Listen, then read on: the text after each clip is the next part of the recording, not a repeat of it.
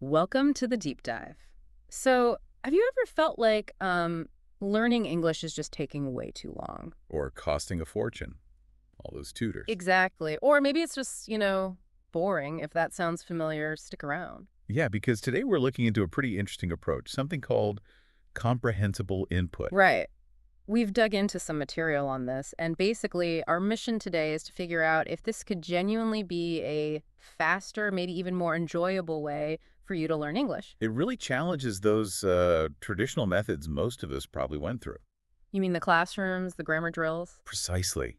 Our sources talk about those common frustrations, how slow it feels, how you kind of lose interest, the cost of tutors or classes.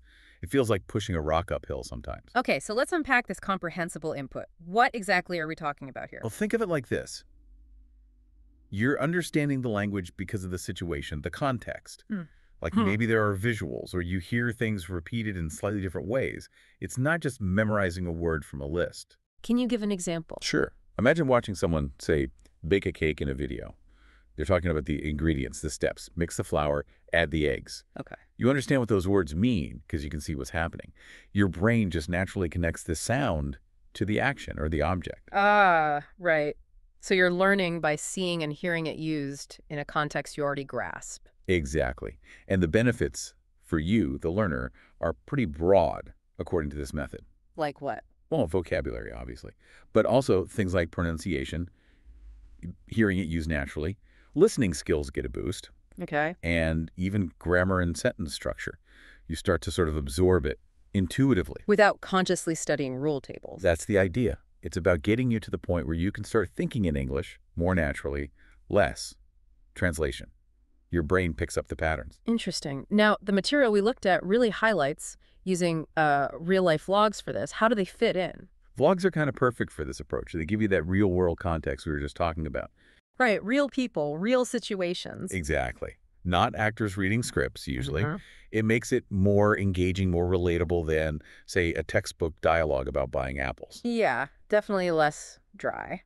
And the sources suggest this works for you pretty much whatever your current English level is. So, okay, how do you actually use these vlogs to learn? Is it just passive watching? Not exactly. It's more like active watching. You really focus on listening, the sounds, the rhythm. Uh-huh. And you can do that shadowing technique, repeating what you hear. Great for pronunciation. Okay, shadowing. Got it. And because you can see what's happening, you naturally link the words and phrases to the actions and understand how sentences are built. It's immersion, but like manageable immersion. Right. And there was mention of using ChatGPT as well. How does that come into play? Yeah, ChatGPT can be a really powerful tool to reinforce what you're learning from the vlogs.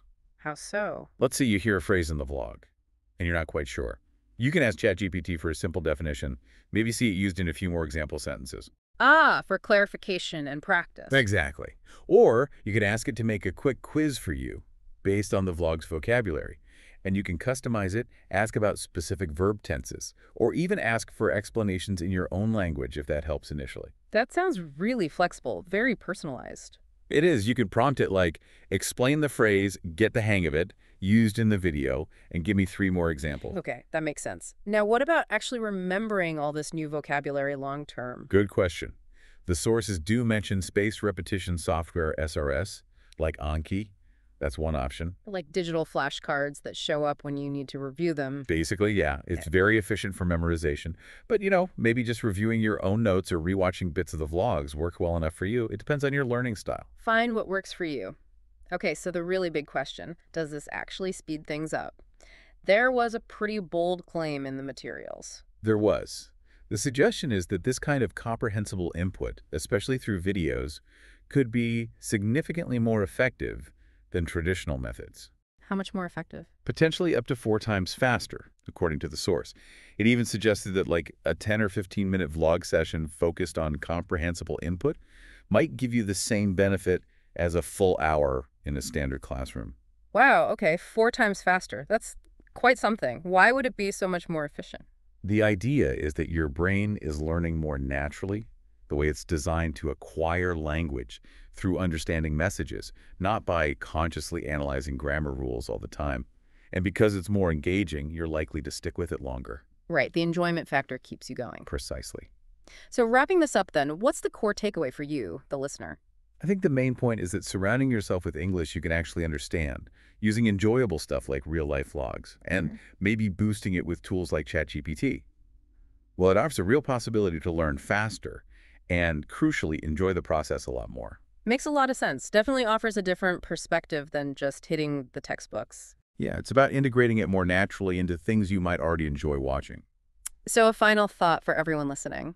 Maybe consider how you could bring more of this context-based, comprehensible stuff into your own English study routine.